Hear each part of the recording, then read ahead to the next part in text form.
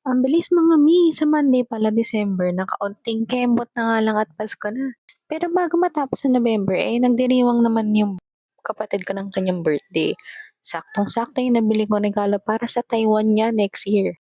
Hindi pala ako bumibili ng gift wrapper, mas convenient at mas madalas ko talagang binibili yung mga paper bag kasi pwede na nilang i-reuse just in case. Alam mo naman ang mga Pinoy. So, tingnan natin kung saan kakasya ang gift ko. Dito ba sa small or sa medium size?